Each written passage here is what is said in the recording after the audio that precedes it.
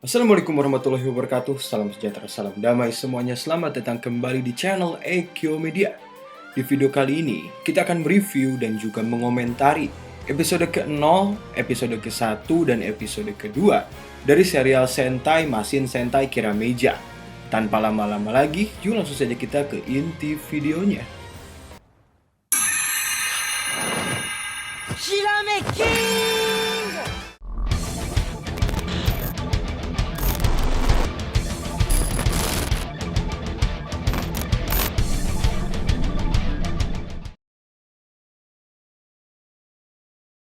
Ya, mari kita skip saja masalah perkenalan ya, karena kalian pun pasti udah tahu siapa mereka para pemerannya.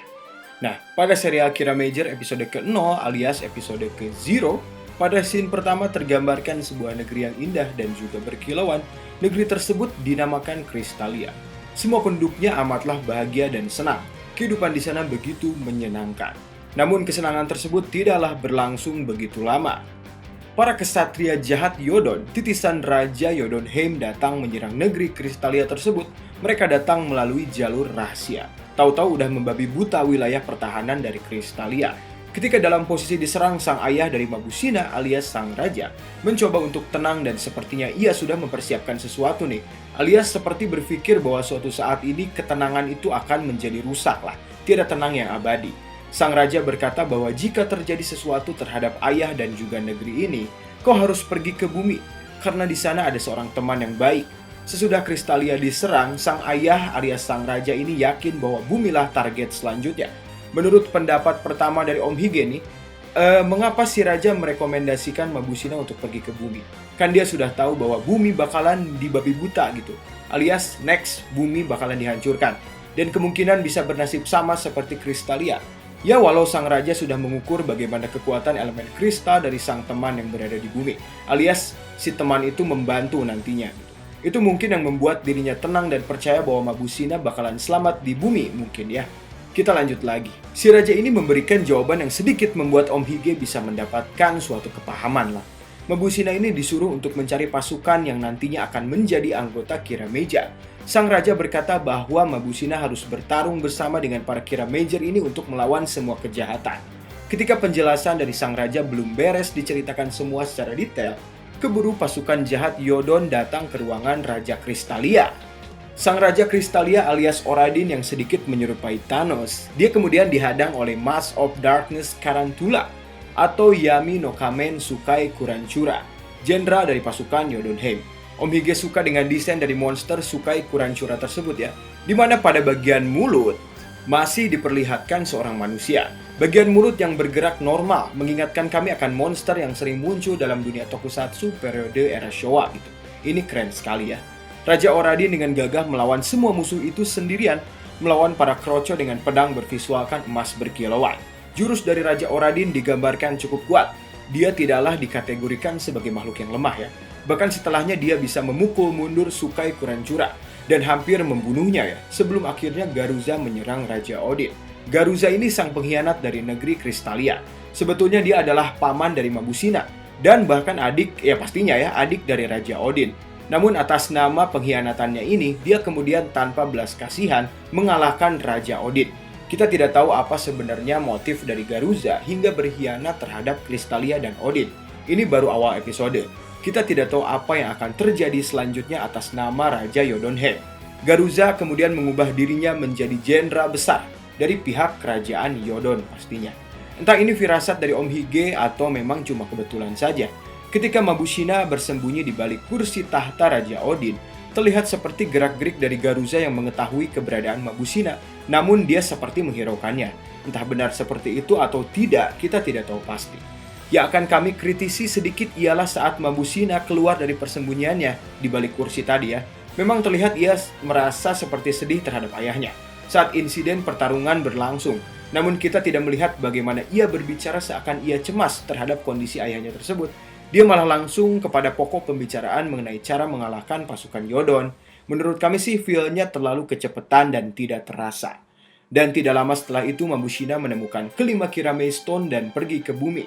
Dan saat Mabusina mendarat bersamaan dengan Juru Atsuta alias Kiramai Red ya, yang terbangun dari mimpinya seakan kejadiannya serupa. di kelas itu ya posisinya. Dilihat dari scene-nya, sepertinya Atsuta tidak terlalu aneh dengan mimpinya tersebut, seakan dia sudah mengalami mimpi lainnya yang serupa. Atsuta adalah seorang dengan pribadi yang cukup aneh gitu. Dia adalah seorang siswa SMA yang senang mengabadikan hal menarik dan aneh melalui gambar. Meski memang sketsa gambarnya secara visual cukup bagus, dan kepribadian aneh ini dirasakan oleh hampir semua teman di kelasnya. Atsuta dikenal selalu menciptakan dunia hayalnya sendiri. Dia sering dijadikan sebagai objek oleh teman-temannya, seperti sedikit, ya ibarat pembulian. Meski Atsuta terkesan tidak peduli akan hal itu, di balik sifat anehnya, Atsuta adalah siswa yang periang dan juga sedikit optimis.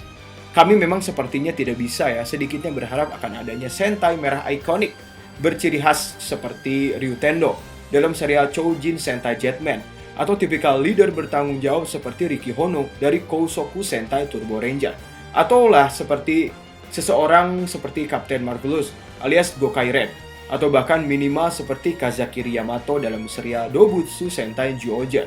Tidak bertipikal aneh seperti ini gitu. Reiwa mengapa dimulai dengan leader yang terkesan seperti ini? Kita yakin Atsuta mungkin bisa berteman baik dengan Aruto Sacho. Sebuah catchphrase seperti Hirame King yang sering disebutkan oleh Atsuta terdengar aneh ya, membuat penonton sejenak terdiam. Kasus yang sama seperti kesan pertama perkataan Aruto Janaito. Tapi kan ini untuk anak-anak bang. Enggak kok, penggalian karakter bisa dibawa cool juga, seperti Kazakiri Yamato yang tetap keren, meski alur ceritanya sederhana dan sangat family friendly. Tapi ya mungkin ini memang sudah seperti begini adanya. Dan ya mari kita lihat saja nanti. Yuk lanjut lagi ke review. Sementara Atsuta dikerjai oleh teman-temannya, scene kemudian berganti kepada sebuah unit tim pencari dari perusahaan Karato. Perusahaan yang nantinya berfungsi sebagai basis untuk Kira Major dan sebagai rumah yang aman untuk Putri Mabusina dari kerajaan para pasukan Kekaisaran Yodonhe. Markas mereka berbentuk seperti pohon palem. Ya, seperti itulah. Tim investigasi dari Karato ini akhirnya menemukan Mabusina dan membawanya ke perusahaan Karat. Pimpinan dari Karat ini adalah Hakata Minami Murio. Dan dia adalah seorang teman dari Raja Odin tadi yang sudah dibicarakan ya, yang disebut oleh Raja Odin sebelum Garuza mengalahkannya. Karakter dari Hakata Minami diperankan oleh aktor Daimao Kosaka, atau kalian pasti mengenal dia dengan sebutan Pekotaro, si pen Pineapple Apple Pen. Hakata Minami-sang lalu berbincang mengenai masalah yang dihadapi oleh Kristalia, dan kemungkinan merembetnya masalah tersebut menuju bumi dan Mabusina. Dengan mengenalkan perangkat seperti Kirame Changer, mereka berbincang sembari mulai mencari kandidat nih dari para anggota Kira Major. Dengan kecocokan dari insting para Kirame Stone, mereka mulai mencari anggota dengan kira mental terkuat.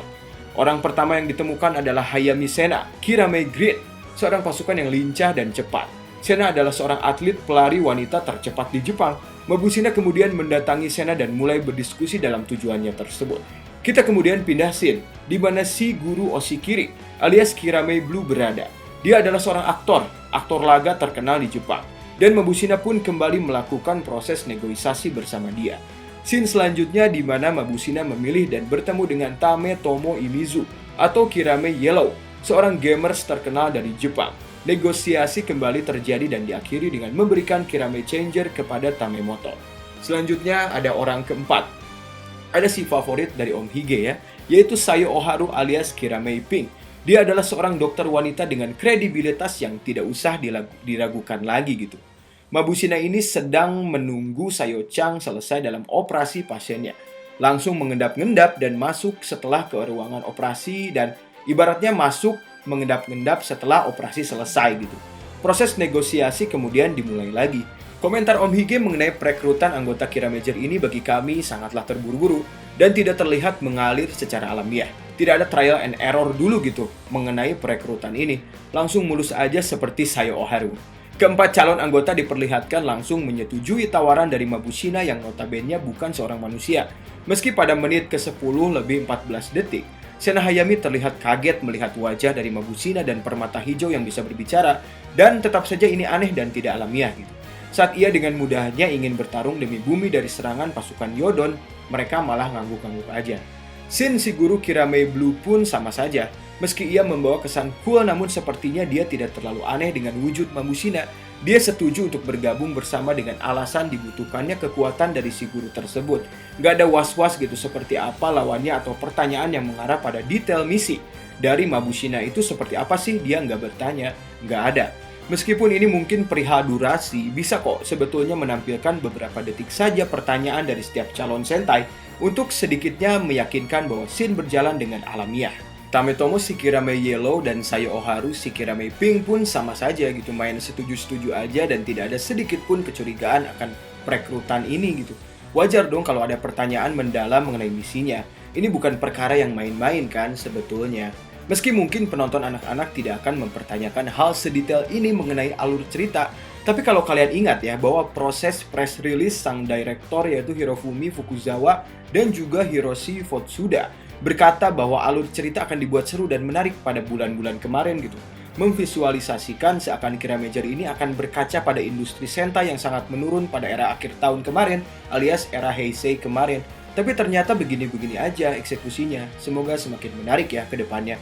Dan kita lanjut lagi, singkat cerita setelah keempat Sentai member tersebut setuju, mereka akhirnya diundang ke base camp perusahaan Karato. Mereka melihat semua peralatan dari Kira Major. Pengenalan mengenai alat transformasi dan basic hal-hal pelengkap mulai diperkenalkan di sini ibaratnya. Tiba-tiba scene berubah dengan adanya sebuah alarm darurat tentang adanya musuh yang datang ke wilayah basement dari perusahaan Karato. Meski akhirnya diketahui itu semua adalah sebuah simulasi semata. Hal positifnya adalah sifat kepahlawanan, sifat keinginan untuk melindungi, sifat melawan kejahatan dari para kesatria ini satu persatu muncul di sini gitu di episode ini. Mereka mulai berani dalam menghadapi misi tersebut dan mulai berubah tanpa adanya kebingungan sama sekali. Ya nggak apa-apa. Mereka semua mengalahkan para musuh simulasi tersebut dengan cara yang bagus, sebuah step yang luar biasa. Meski sempat khawatir akan misi ini, namun karena ketulusan dan keteguhan dari hati setiap anggota Kira Major, Mabusina perlahan menjadi yakin bahwa masalah ini akan terselesaikan dengan baik. Mabusina tidaklah sendirian. Scene berikutnya memperlihatkan bagaimana Kirame Stone Merah berusaha untuk terus mencari Kirame Red, alias si Atsuta, yang masih berada di sekolah karena dia sedang menggambar teman sekelas wanitanya tersebut. Meski hasil akhirnya gambar tersebut sangatlah jelek. Dan pada akhir scene, Atsuta terlihat juga bahwa dia sedang menggambar potret wajah dari Jenderal Garuza yang sudah mengabdi setia terhadap Raja Yodonhei. Kita lihat saja bagaimana peran Garuza berjalan. Scene terakhir episode ini adalah memperlihatkan sedikit kejadian di mana monster bermotif keran dan juga campuran gurita datang membabi buta pusat kota. Para penduduk kota mulai ketakutan dan berlari ke sana kemari. Sang prajurit Kira Major dengan semangatnya berjalan menuju area monster tersebut. Dan kita sekarang lanjut ke episode 1 Masin Sentai Kira Major. Scene pertama ini dimulai dengan lanjutan dari akhir episode Zero, di mana monster bermotifkan gurita dan juga keran mulai menyerang kota. Ia juga menyebarkan pasukan kroco untuk menyerang penduduk setiap individu. Keempat prajurit Kira Major sudah bersiap. Kekacauan tersebut juga dirasakan di sekolahannya Atsuta. Ketika semua siswa berhamburan keluar kelas, dia malah terus menggambar gitu. Meskipun tahu situasi sudah tidak lagi kondusif. Dengan melihat wujud dari monster tersebut, dia mulai menggambarnya dan menciptakan suatu imajinasi yang baru. Bersamaan dengan datangnya Mabusina untuk mengajaknya bergabung atas izin dari Kirame Stone Merah. Namun meskipun sifat personal dari Atsuta itu aneh, tetapi hanya dialah satu-satunya yang terlihat alami dan natural. Ketika Mabusina mengajaknya dalam misi menjadi leader dalam Sentai Kira Major. Atsuta dengan polosnya terlihat sangat bingung akan wujud dari Mabusina. Bingung juga atas ajakan Mabusina gitu. Kehadiran Kirame Stone yang berbicara dan misi selanjutnya dari Kira Major. Ia bahkan tidak mempunyai kepercayaan diri ketika dirinya dibutuhkan untuk mengemban tugas menjadi anggota Kira Major. Ya paling tidak prosesnya seperti ini gitu. Jangan langsung setuju kayak yang tadi atau kayak yang lain. Bahkan reaksi alami dari Atsuta yang sudah diceritakan mengenai misi dan sejarah dari Kristalia tetap menampilkan ekspresi bingung seperti harus melakukan apa sih ini? Dan ia berkata seperti apa-apaan ini ketika Mabusina memasangkannya Kirame Changer. Ketika Atsuta sampai di arena pertempuran di mana keempat Kira Major sedang bertarung dengan para kroco monster, Atsuta menjadi bersemangat dan terkagum-kagum melihat aksi para kesatria Kira Major tersebut. Satu persatu dia sambangi dan gambari pada sketchbook alias buku gambar yang selalu ia bawa. Meski lama-lama kehadirannya di arena tersebut malah mengganggu eksekusi dari para Kira Major karena menghalangi jalan mereka. Jika kalian lihat pada menit ke-7 lebih 48-an gitu, cara kameramen dalam mengambil angle kamera sangat bagus sekali. Seperti mengikuti gerak stuntman atau Atsuta saat terlempar oleh hembusan pedang dari Kirame Blue. Sebuah nilai lebih pada episode kedua serial ini. Scene berlanjut ketika Atsuta kurang lebih mengenali para Kira Major, kecuali Kirame Yellow. Dia makin tidak percaya diri karena dirinya merasa tidak pantas menjadi salah satu bagian dari mereka. Meskipun batu permata merah masih yakin akan hal itu. Shin kemudian meloncat ke markas pasukan Yodon di mana Garuza akhirnya mengendus dan mengetahui keberadaan dari kesatria Kirameja yang kekuatannya bersumber dari batu permata kristalia. Mereka tidak hanya berdiam diri saja. Monster keran tersebut kemudian digerakkan untuk secepatnya mengeksekusi kota itu. Dengan semburan lumpur, kota itu semakin tidak terkendali dan tidak kondusif. Kami rasa CGI dalam dunia Super Sentai ini semakin hari semakin sangatlah membaik. Era Reiwa sudah berkembang dengan sangat pesat. Ini positif ya. Scene di mana monster raksasa mengobrak-abrik kota terlihat lebih clean, bagus gitu. Daripada CGI Sentai beberapa tahun ke belakang, ini patut untuk diapresiasi. Good job. Ketika para Sentai mulai berubah dan kembali mencoba mengalahkan monster tersebut, scene lalu berganti di mana Atsuta sedang merenung akan kejadian tadi. Mabushina yang mengejar di mana Atsuta berencana untuk mengambil kembali Kirame Changer bila memang Atsuta tetap tidak mau berubah menjadi Kirame Red.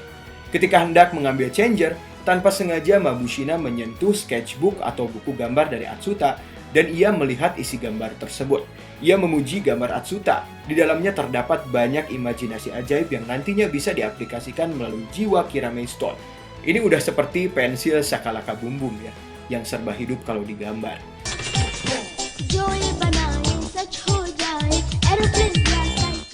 Kiramenta dari Atsuta perlahan keluar, di mana Atsuta diibaratkan adalah visual konseptor gitu.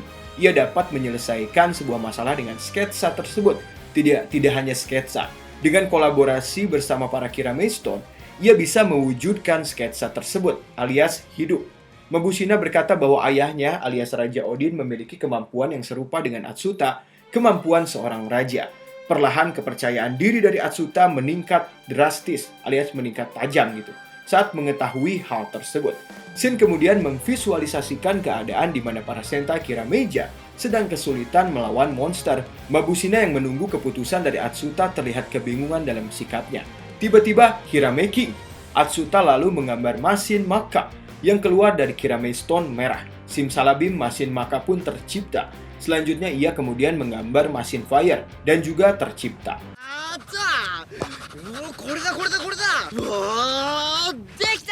Atas kepercayaan diri yang dipompa dan dibangun oleh Kirame Stone tadi, Atsuta lalu berubah menjadi Kirame Red. Meski baru saja memutuskan untuk ikut berubah, Atsuta seperti sudah lihai ya dalam menggunakan Kirame Changer. Gaya berubahnya pun mulus gitu tanpa ada kaku sama sekali. Hebat lah, benar-benar very alamiah. Penampilan perdananya sebagai Kirame Red adalah saat Atsuta melindungi dan menyelamatkan teman satu kelasnya yang akan diserang oleh monster keran raksasa. Mabushina berkata bahwa kira mental dari Atsuta dapat membuat keajaiban. Dan seperti kejadian natural pada setiap Sentai lainnya, ada saja member lain yang terlihat tidak nyaman dan risih melihat kedatangan anggota baru dari tim mereka. Dia adalah Kirame Yellow, alias si Tametomo. Dia sedikit menampilkan sifat tersebut. Monster besar tersebut lalu membuat lingkaran sihir untuk proses penghancuran sempurna. Hakata Minami-san lalu menelepon mereka gitu dan menyuruh mereka untuk menghabisi monster tersebut sebelum lingkaran sihir itu sempurna prosesnya.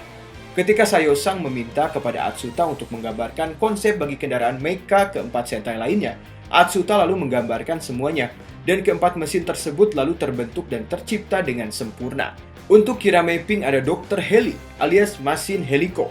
Untuk Kirame Blue ada Masin Jetto, alias Masin Jetter. Kirame Green ada mobil super atau Masin Maha. Terakhir untuk Kirame Yellow ada Excavator, alias Masin Sovelo. Atas keajaiban yang dimiliki oleh Atsuta ini, Garuza pun bingung mengapa manusia bisa melakukan hal itu.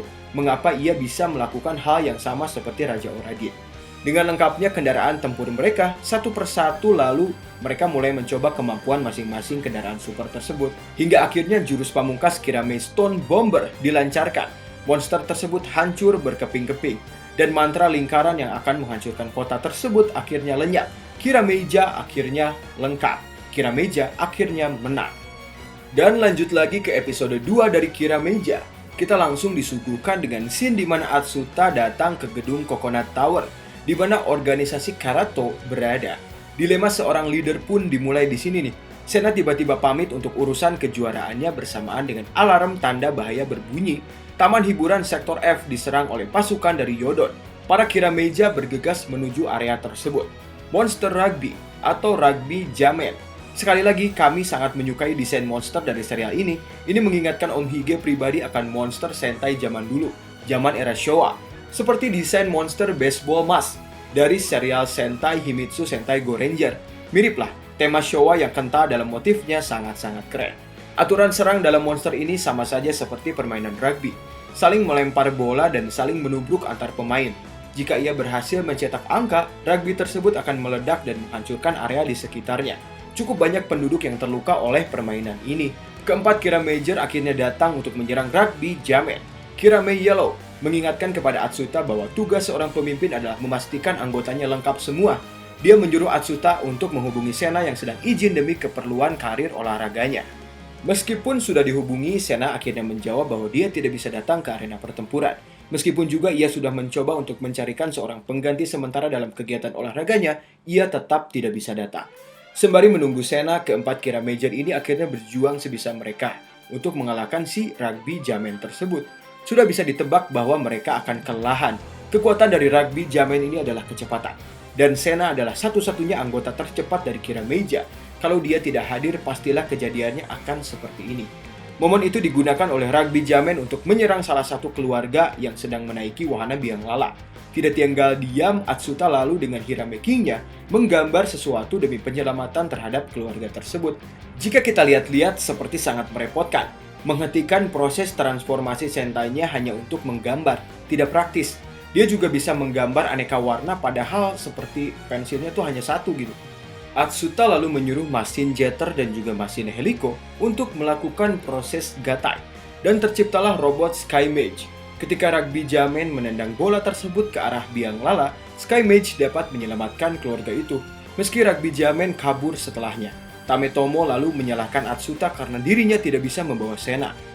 Dan ketika Atsuta menjemput Sena untuk menanyakan kenapa dia tidak datang, terciptalah sebuah percakapan dengan tensi yang sedikit meningkat.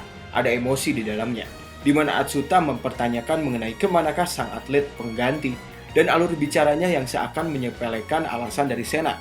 Dan Sena kemudian membalas dengan kegigihan akan turnamen yang sangat berarti gitu baginya. Dengan ucapan Atsuta tersebut, sontak cukup melukai Sena pribadi. Sena di sana tidak mengakui Atsuta sebagai pemimpin. Dan berdasarkan pembicaraan dari Tametomo yang berkata bahwa Sena tidak akan dikalahkan oleh pelari wanita lain dan hanya Sena lah yang bisa melakukannya. Atsuta malah memiliki ide konsep untuk imajinasi selanjutnya. Agar konsep tersebut dapat terbuat dan menjadi nyata, dibutuhkan sebuah tambahan batu permata. Dan batu tersebut dihasilkan dari air mata Putri Mabushina. Agar air mata tersebut muncul, Mabushina merangsangnya dengan membaca sebuah komik yang membaca seri manga yang berjudul Good Tree. Manga ini ditulis oleh Shiro Ichinose. Karakter pada sampulnya sangat mirip dengan Lupin Ranger. Secara kebetulan ya, nama keluarga Sena juga memiliki ejaan fonetis yang sama seperti dengan namanya Umika. Dan saat permata atau berlian tersebut muncul, Atsuta lalu memprosesnya menjadi sebuah item baru. Imajinasinya berkata bahwa sekarang dirinya akan membuat suatu item yang bisa menduplikasi sesuatu. Ia berpikir untuk menduplikasi wujud dari Sena. Alat tersebut disebut dengan nama Gemini. Ngomong-ngomong, apakah kelak batu Gemini ini dapat dijual oleh Bandai sebagai mainan tambahan? Kita lihat saja nanti. Apakah sebagai premium Bandai, kita juga tidak tahu ya. Ya, mari kita lanjut lagi. Atsuta lalu menemui Sena dan menjelaskan sedikit mengenai detail item tersebut. Meski di sana sangat terlihat tidak yakin gitu dari Sena pribadi akan hal itu. Kalau kalian lihat duplikasi dari Sena terlihat lebih lucu ya. Menurut Om Hige lebih manis. Hayami Sena malah lebih lucu kalau dia tidak sedang tersenyum. Rugby Jamenshi akhirnya memulai serangannya kembali. Para Kirameja lalu menyerang mereka semua termasuk sosok dari duplikatnya Hayami Sena. Entah mengapa Sena yang cemberut terlihat sangat lebih manis di sini. Pertarungan kembali dilanjutkan. Semuanya sangat berharap bahwa Sena dapat menyelesaikan misi pertarungan mereka kali ini. Tapi namanya juga barang duplikasi alias bukan barang ori alias KW.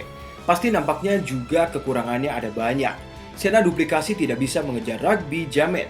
Dan entah mengapa dan entah ada angin apa, ketika Rugby Jamen hendak menyempurnakan serangannya tersebut, Sena asli datang dari belakang.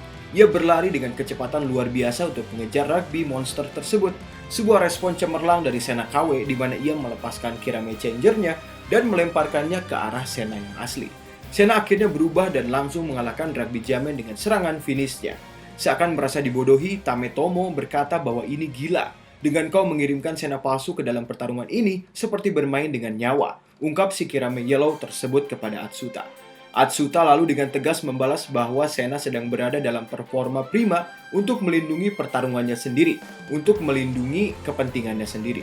Kejuaraan yang sangat berarti bagi dirinya, semua harus bersinar sesuai dengan keahliannya. Atsuta berkata bahwa Sena harus tetap melakukan hal yang penting bagi dirinya sendiri. Perlahan kesan leader dari Atsuta muncul dalam episode ini. Ini ya cukup bagus ya. Semua harus tetap bersinar, kata Atsuta. Meskipun kita sedang sibuk, meskipun kita terpisah jauh, kita adalah satu kesatuan, kita adalah sebuah tim.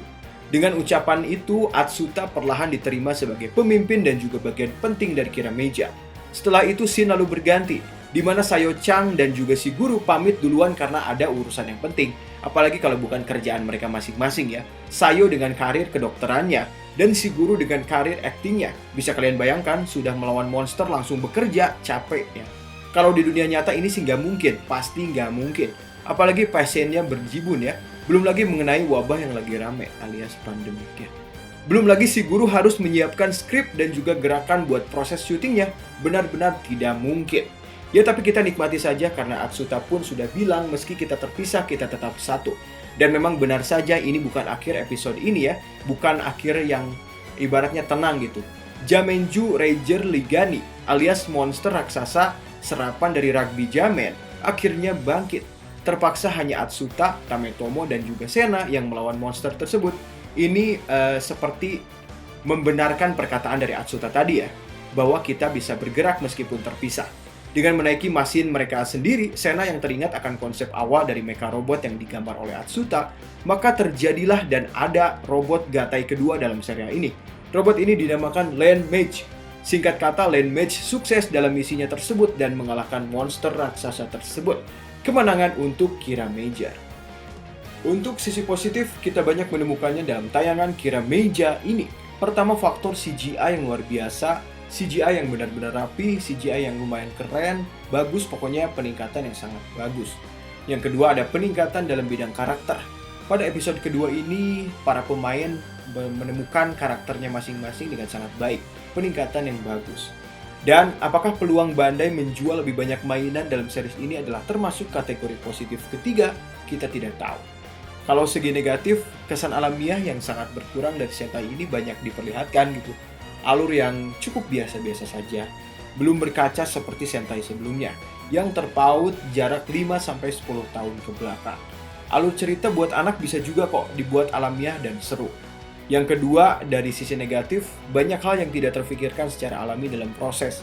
Seperti menggambar yang tiba-tiba full color, padahal cuma bawa satu kelihatannya gitu, cuma bawa satu pensil atau pulpen.